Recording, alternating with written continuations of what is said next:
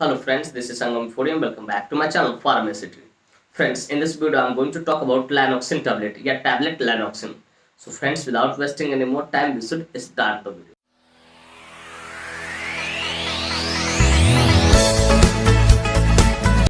Friends, video को शुरू करने से पहले कुछ बातें मैं यहाँ पे शेयर करना चाहूंगा जो कि आपके लिए एक तरह से वाजिब है। फ्रेंड्स, ये वीडियो सिर्फ जानकारी के उद्देश्य से बनाया है। इस वीडियो को देखने के बाद कोई भी मेडिसिन आप खुद से इस्तेमाल ना करें, कतई सेल्फ मेडिकेशन ना करें। Friends, actually I don't support self-medication at all. So before taking or using any medicine, you must consult your doctor. कि कोई भी दवा लेने से पहले या इस्तेमाल करने से पहले आप अपने डॉक्टर से एक बार जरूर कंसल्ट करें। तो फ्रेंड्स, चलिए वीडियो की शुरुआत करते हैं। फ्रेंड्स, आज का हमारा टॉपिक है लैनॉक्सिन टैबलेट। फ्रेंड्स, लैनॉक्सिन टैबलेट एक बहुत ही शानदार, बहुत ही प्रचलित प्रेस्क्रिप्शन मेडिसिन है जिसका इस्तेमाल हार्ट से रिलेटेड डिजीज को ठीक करने के लिए किया था। कि आपके हार्ट में कोई परेशानी हो रही है, ठीक है, हृदय में, तो उससे रिलेटेड जो परेशानी है, ठीक है, उसको ठीक करने के लिए इस मेडिसिन का इस्तेमाल किया था। फ्रेंड्स, थोड़ी देर पहले मैंने बोला कि प्रेस्क्रिप्शन मेडिसिन, जरा इसे क्लियर कर देता हूं। डियर व्यूअर्स, प्रेस्क्रिप्शन मेडिसिन कहने का अर्थ होता है कोई भी वैसा मेडिसिन जिसे खरीदने के लिए हमें डॉक्टर की पर्चे की जरूरत हो, उसे हम लोग प्रेस्क्रिप्शन मेडिसिन बोलते हैं। डियर व्यूअर्स, मैं उम्मीद करता हूं कि बातें आपको अच्छे से समझ में आ गई। फ्रेंड्स, यह मेडिसिन कार्डियक ग्लाइकोसाइड्स कैटेगरी से बिलोंग करती है। अब जाहिर सी बात, में इस टर्म का इस्तेमाल किया तो मेरे व्यूअर्स पूछेंगे, sir what is the exact meaning of cardiac glycosides. तो डियर व्यूअर्स, मैं कोशिश करूंगा कि इसको सिंपल तरीके से समझाने की कोशिश करूंगा, ज्यादा डीप नहीं जाऊंगा, वरना एक बुक कंसल्ट करना पड़ेगा हम लोग को, इसका चैप्टर कंसल्ट करना है अच्छे से समझने के लिए।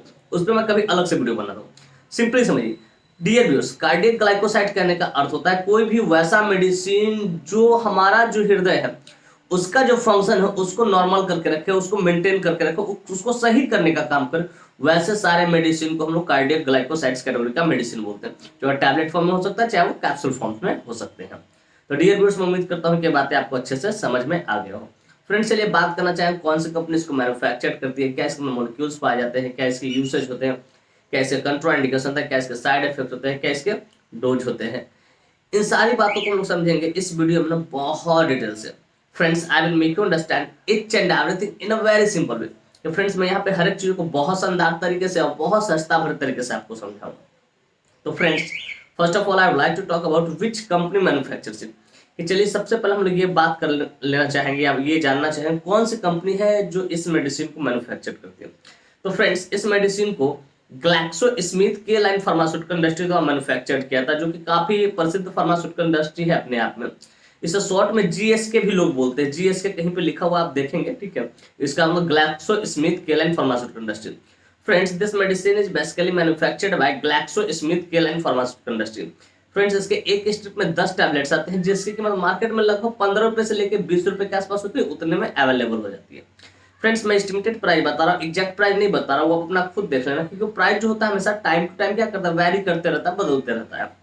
तो डियर व्यूअर्स, मैं उम्मीद करता हूँ कि बातें आपको अच्छे से समझ में आ गया होगा कि इसके कौन सी कंपनी इसको मैन्युफैक्चर करती है और इसके एक स्ट्रिप में कितने टैबलेट्स आता है, क्या इसका एस्टिमेटेड प्राइस होता है।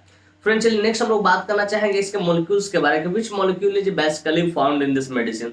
ये बेसिकली लैनॉक्सिन आप जो देखते हैं इसके अंदर कौन सा मॉलिक्यूल्स पाता है। तो फ्रेंड्स, बेसिकली इसके अंदर सिंगल मॉलिक्यूल डिगॉक्सिन, डिगॉक्सिन या डिजॉक्सिन दोनों साउंड बोलते हैं, ठीक है, डिजॉक्सिन या डिगॉक्सिन 0.25 mg पाया जाता है, 0.25 mg पाया जाता है, जिसका इस्तेमाल हार्ट से रिलेटेड प्रॉब्लम को ठीक करने के लिए किया था। अगर हार्ट में कहीं कोई परेशानी हो तो उसको ठीक करने के लिए इसका इस्तेमाल किया था।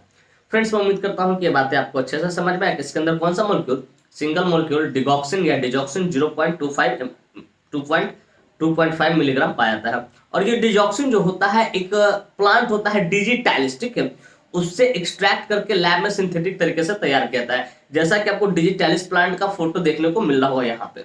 तो डियर व्यूअर्स, मैं उम्मीद करता हूँ कि बातें आपको अच्छे से समझ में आ गई।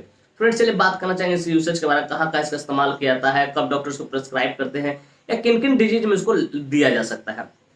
Friends, let us talk about the usage of this medicine. इस मेडिसिन के यूसेज को समझते हैं। तो फ्रेंड्स, नंबर 1 यूसेज है treatment of congestive heart failure. कि अगर किसी व्यक्ति का कंजेस्टिव हार्ट फेलियर हुआ हो, ठीक है, या होने वाला हो, ठीक है, तो उसको ठीक करने के लिए इसका इस्तेमाल किया था। कंजेस्टिव हार्ट फेलियर करने का अर्थ हो रहा है कि आप देखें किसी पैरों पे बहुत ज्यादा स्वेलिंग आ जाएगा, ठीक है, पैर पे, फुट पे आप देखेंगे ऊपर वाले लेयर पे, तो वहां पे बहुत ज्यादा स्वेलिंग, तो वो कंजेस्टिव हार्ट फेलियर की तरफ इशारा कर। अगर बॉडी में ज्यादा फ्लूइड भरा हुआ है तो वो कंजेस्टिव हार्ट फेलियर का एक साइन हो सकता है, इस बात को याद रखिएगा।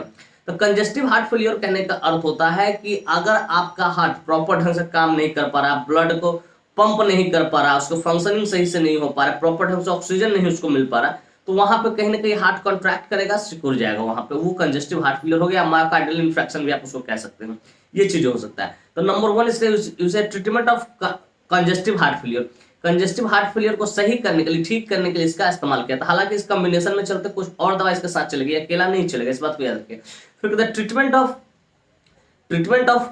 Treatment of irregular heartbeat, कि अगर किसी का इरेगुलर हार्ट बीट है, कभी टैकीकार्डिया हो जा रहा है, कभी ब्रैडीकार्डिया हो जा रहा है, कभी हार्ट बीट ज्यादा हो जा रहा है, कभी कम हो जा रहा है, तो उसको हम लोग बोलते हैं इरेगुलर हार्ट बीट, जिसको आप एरिथीमिया भी बोल सकते हो। तो उसको भी ठीक करने के लिए, मतलब इरेगुलर हार्ट बीट को भी ठीक करने के लिए इस मेडिसिन का इस्तेमाल किया जाता है।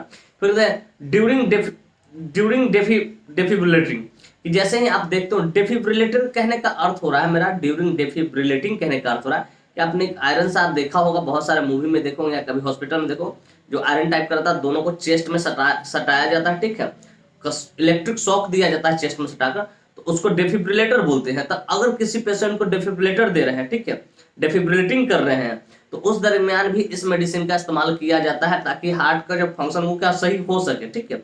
तो उस दरमियान भी डॉक्टर कभी कभी अपने अनुभव के आधार पर इसका इस्तेमाल लेते हैं। फिर कहते हैं treatment of heart related chest pain, कभी कभी डॉक्टर इसका हार्ट रिलेटेड चेस्ट पेन में भी देते हैं। मान लीजिए किसी को एडिमा बहुत ज्यादा है, पैडल एडिमा बहुत ज्यादा है, फुट पे बहुत ज्यादा स्वेलिंग हो रखा है, ठीक है, बॉडी में फ्लूइड बहुत ज्यादा भरा हुआ है, ठीक है, तो उस समय भी डॉक्टर कभी कभी अगर चेस्ट पेन होता है, तो उस समय भी डॉक्टर इसका इस्तेमाल करते हैं, लैनोक्सिन टैबलेट का इस्तेमाल करते हैं।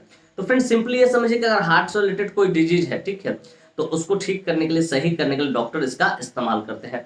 हालांकि मेनली जो इसका इस्तेमाल होता है इसी जगह पे होता है, इरेगुलर हार्ट बीट को सही करने के लिए, और इसका इस्तेमाल कंजेस्टिव हार्ट फेलियर को सही करने के लिए, कहीं हार्ट फेलियर हो ना जाए उसको ठीक करने के लिए, प्रिवेंट करने के लिए इसका इस्तेमाल किया था। तो फ्रेंड्स मैं उम्मीद करता हूं कि बातें आपको अच्छे से समझ में, कहां इसका इस्तेमाल किया था। फ्रेंड्स चलिए बात करना चाहेंगे कॉन्ट्राइंडिकेशन के बारे में। Friends, without knowing contraindication, we should never ever administer any drug, any medicine to anyone. बिना contraindication जाने कभी भी किसी को ये मेडिसिन मत दीजिए, वरना इसका परिणाम घातक हो सकता है। फ्रेंड्स इसका नंबर 1 contraindication है प्रेग्नेंट लेडी की। अगर कोई लेडी प्रेग्नेंट है, माँ बनने वाली है, तो बिना डॉक्टर से कंसल्ट किए आप उन्हें न दे। फिर कहता है ब्रेस्ट फीडिंग मदर की, अगर कोई लेडी ब्रेस्ट फीडिंग अपने बच्चों को दूध पिलाती है, स्तनपान कराती है, तो उसको भी आपको नहीं देना है। तो फ्रेंड्स बेसिकली 2 ही से कंट्राइंडिकेशन होते हैं। इस तरह कोई भी कंट्राइंडिकेशन वाला हिस्ट्री मिले, आप उस पेशेंट को एडमिनिस्टर न कीजिए दवा। तो फ्रेंड्स मैं उम्मीद करता हूँ कंट्राइंडिकेशन आपको बढ़िया से समझ में आया। फ्रेंड्स चलिए बात करना चाहेंगे साइड इफेक्ट्स के बारे में। फ्रेंड्स बेसिकली जो साइड इफेक्ट होता है, जितने भी एलोपैथिक मेडिसिन होते हैं, थोड़ा बहुत तो साइड इफेक्ट देखने को मिलता ही, ठीक उसी प्रकार इसका भी साइड इफेक्ट है, जो कि इस प्रकार है। नंबर 1 है नोजिया, आपका जी मिचला है। फिर कहते हैं वोमिटिंग, हो सके तो आपको उल्टी भी हो जाएगा। फिर कहता है डायरिया, हो सके आपका जो स्टूल है पानी की तरह पतला हो जाए और बहुत गंद बदबू देगा उसमें से, ठीक है। फिर कहता है डिजीनेस, हो सके आपको थोड़ा बहुत चक्कर भी आ जाएगा। फिर कहता है ब्लड विजन, आपका जो विजन है वो ब्लड हो जाएगा, सामने स्पष्ट दिखाई नहीं, धुंधला दिखाई, या इसी को आप विजुअल डिस्टर्बेंस कह सकते हो, विजुअल डिस्टर्बेंस। तो ये कुछ इसके साइड इफेक्ट है। इस तरह कोई भी साइड इफेक्ट दिखे, आप तुरंत अपना डॉक्टर कंसल्ट करें, उन्हें इन्फॉर्म करें सर मुझे इस तरह की परेशानी हो रही है, तो हो सके इसके जगह पर दूसरे मेडिसिन को एडवाइस करें, डिक्सिन टैबलेट को भी एडवाइस कर सकते हैं। तो फ्रेंड्स मैं उम्मीद करता हूँ कि इसका साइड इफेक्ट आपको बढ़िया से समझ में आएगा। फ्रेंड्स चलिए बात करना चाहेंगे इसके डोज के बारे में। फ्रेंड्स डोज मैंने हमेशा बताया है कि डिपेंड करता है एज पे, बॉडी पे, सीवियरिटी पे, जेंडर पे, इन सारी चीजों पे डिपेंड करता है। लेकिन इसका जो डोज है खासकर कार्डियोलॉजिस्ट ही डिसाइड करते हैं, क्योंकि ये कार्डियक से जुड़ा हुआ, हृदय से जुड़ा हुआ मामला है। तो जो कार्डियक जो जनरली डोज डिसाइड करते हैं 1/OD, ठीक है, 1/OD कंटिन्यू 5 डेज, 5 दिन लगातार देना, फिर 1 दिन गैप करके फिर 6ठे दिन से शुरुआत करना है, या तो 6 सप्ताह में 6 दिन लगातार, ठीक है, जैसे सोमवार से लेकर शनिवार तक लेना है, संडे मिस करना है, फिर सोमवार से शुरू करना है उसको। ऐसे इस मेडिसिन को दिया था। मतलब सप्ताह में अगर 7 दिन होते हैं ना, तो उसमें से 1 दिन गैप किया जाता है, या तो डॉक्टर डिसाइड करें कि 2 दिन भी गैप रख सकते हैं अपना, ठीक, कम से कम 5 दिन कंटिन्यू चलाते, उसके बाद 1 दिन का गैप रख के उसके बाद ऐसे चलाते हैं, 5 दिन या 6 दिन कंटिन्यू चलाते हैं। तो डियर फ्रेंड्स मैं उम्मीद करता हूँ इसका डोज भी आपको बढ़िया से समझ में। और ये जो मेडिसिन है ना, आप कह सकते हो कार्डियोलॉजिस्ट उनका बड़ा फेवरेट ये ब्रांड होता है। फ्रेंड्स मैं उम्मीद करता हूँ कि बातें आपको अच्छे से समझ में आए कि लैनोक्सिन टैबलेट क्या होता है, कौन सी कंपनी इसको मैन्युफैक्चर करती है, क्या इसके अंदर मॉलिक्यूल्स पाए जाते हैं, क्या इसके यूसेज होते हैं, क्या इसके कंट्राइंडिकेशन होते हैं, क्या इसके साइड इफेक्ट होते हैं, क्या इसके डोज होते हैं। और साथ में ये भी उम्मीद करता हूँ कि मेरी यह वीडियो काफी इंफॉर्मेटिव, काफी इंटरेस्टिंग, काफी जबरदस्त लगी हो आपको, और मेरे इस वीडियो से आप लोग कुछ ना कुछ सीखने को जरूर मिला होगा। Friends if you find this video informative interesting, hit the like button, subscribe my channel, and don't forget to share it with your medical friends and common friends. Thank you for watching this video. Bye bye, take care. फिर मिलते हैं next video में। तब तक स्वस्थ रहिए, मस्त रहिए, ख्याल रखिए अपना और अपने परिवार का। थैंक यू, धन्यवाद।